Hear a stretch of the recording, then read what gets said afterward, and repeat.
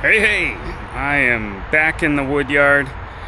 It's a warm one this morning, but I wanted to get over here. We were away on vacation last week, which was great, but nothing gets done at the Woodyard when I'm not here. And I'm also excited that the tree service didn't bring any more logs.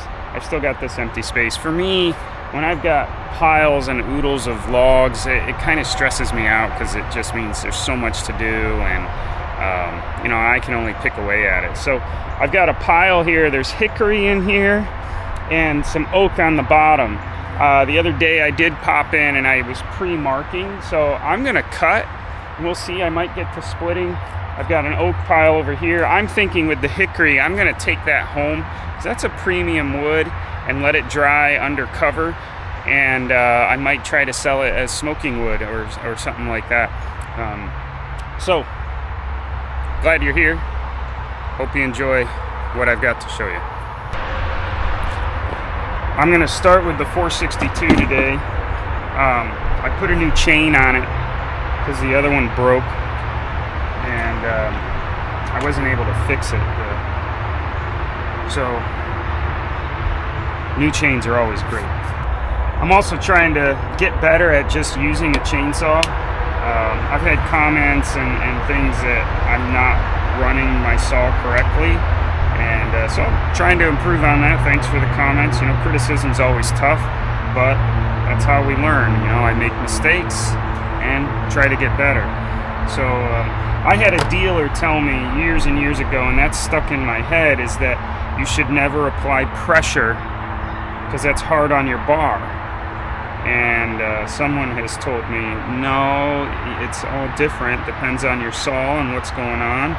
And you need to. So I need to, according to this person, listen to the engine, how it's running, and then apply appropriate pressure. So I'm going to try to do such things.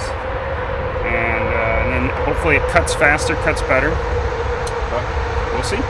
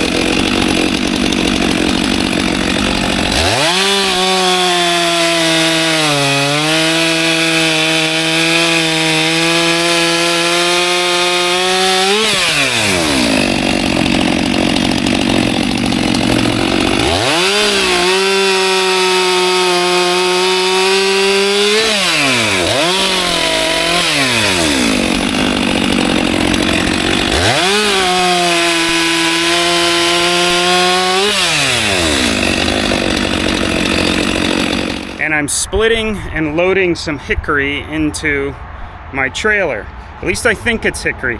I thought it'd be a good, I haven't split hickory, I've never worked with hickory, and I'm guessing it's hickory because that's what people have told me. I've had a couple of guys say to me, hey, that's hickory firewood. And then I've tried to do some internet searches, and it seems to stack up like that, kind of talking about the wood that I have and what it looks like and maybe how I identify it. So I have placed here at the end of my trailer the various predominant woods that I get. So this one here, this is ash.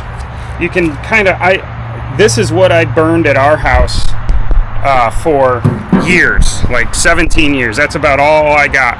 Where I worked, they said I could have all the trees that are down, and it was ash. And ash is great because when you cut it, even if it's standing, it's pretty dry. It's like upper 20% moisture, so it doesn't take long to get down below 20%. And if it's a standing dead or it's fallen over, it dries out pretty quick. So you can almost burn it as soon as you split it. And you can often tell ash by the bark. It's often deep grooved, kind of diamond. This is probably a branch, and so you don't see that quite as much. But then also the inside, it splits easy, it's straight grained, it's pretty white. I've only dealt with white ash. My understanding is there's two other kinds. There's a black ash, and I forget the other. But this is what I burned for years and years. Burned fine. It produces a lot of ash, and maybe that's why it's called ash. But it's a good wood, and it's what I've been using to make bundles, because I did get a load from the tree service of many logs, and now I have bundled it all up. That's what I've been selling for bundles for months. Another piece of wood, I don't get this often, but I cut a whole tree up. A friend had a tree down, asked if I wanted it, and this is hackberry.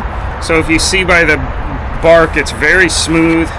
It's a pretty lightweight wood. It dries pretty quick. A friend told me the inside is white. It's a little stringy, if I remember. I split this months ago, and I'm just waiting for it to dry. The fella told me it'd probably take about 6 months. It's not a very high density, high BTU wood, but I think it'll be all right in bundles, campfires, outdoor fire pits, that kind of thing.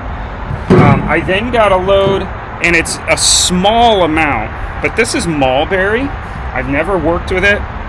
When I split it, it had kind of a darker aroma, if I remember, kind of cinnamony, and it's red, much more red than cherry. I've had that a little bit, and let me grab some bark. This is the bark here on mulberry. Compared to cherry, it kind of, to me, is like scaly. It looks like scales a little bit, but you can see that dark, rich red in it. Again, that's mulberry. And what I've been told, it's a very good firewood. I don't have much of it, but it's a good burning wood. The mulberry gives off, it's a pretty high BTU from what I understand. Then a couple years ago, when I got involved with the tree service, they basically give me red oak. That's about all I get. And I'd never dealt with oak before. I couldn't even tell you what it looked like. But now that I've been dealing with it for a few years, the oak that I get, it's a fairly smooth bark. You will have some that have some ridges in it, but what gives it away on the inside, and you can't see it fully, but this is red oak. It's a reddish, pinkish hue, and then you see the white. Is that cambium, maybe? The whiter edge. It's very heavy. This is a more dry piece. I split this one, and it got rained on, so you can see there, but it's a dense wood, straight grain, splits easy, unless you get crotches, and that's what got caught and bent my pullback arm. And then what I recently got, and what I'm splitting today, is what I think is hickory. This is fresh. It's heavy. Right now, it's about as heavy as the oak. The bark here, from what I understand, this is not shag bark, but you can see the bark, a little bit of grooving, but inside, this is a good example. When I was looking online, you've got a bright white, and in the heartwood is this dark kind of brownish, and that's what I'm getting when I split. It's also very stringy. I am very glad to be using my splitter and not an axe. Years and years ago, a neighbor gave me just a couple pieces, and I was trying to split with an axe, and I could not get it split. It was so hard. I kept cutting it smaller and smaller and smaller. It's kind of got an earthy smell. If you've dealt with oak, it's got a very distinct smell as well. They do smell a little different. This one's a little stronger right now because the rain got on it. Earthy kind of smell. Some people don't like it, think it smells yucky, from what I've been told. And then I have never noticed the smell to ash, but I sold some to a guy who burns in his fireplace, and he messaged me back, and he's like, "Whoa, I love the smell of ash." So I was glad to hear that. So I'm going to be splitting and loading the hickory into my trailer. I want to take that home and put it in my woodshed to keep it out of the elements, because again, I'm hoping to sell it maybe as a premium like smoker wood, and so we'll see. So I'm going to let you watch me split some hickory. You might be able to see that it's stringy, but the splitter does a fine job with it. It's got plenty of power.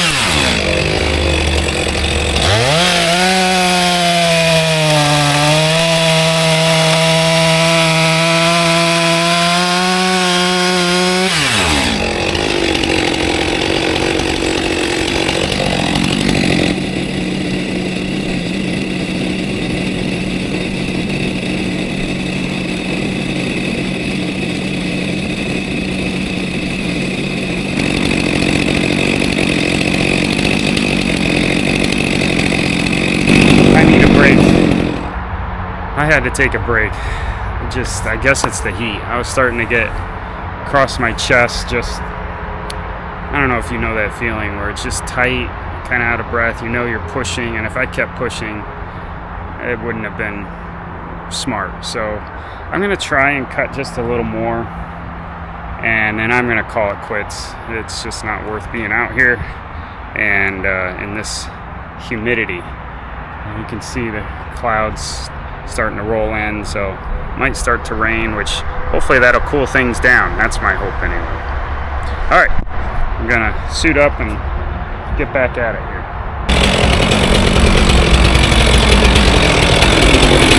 Putting on some lighter weight shafts. I usually use my Husqvarna with the lower wrap. They're just hot, so these are my old ones.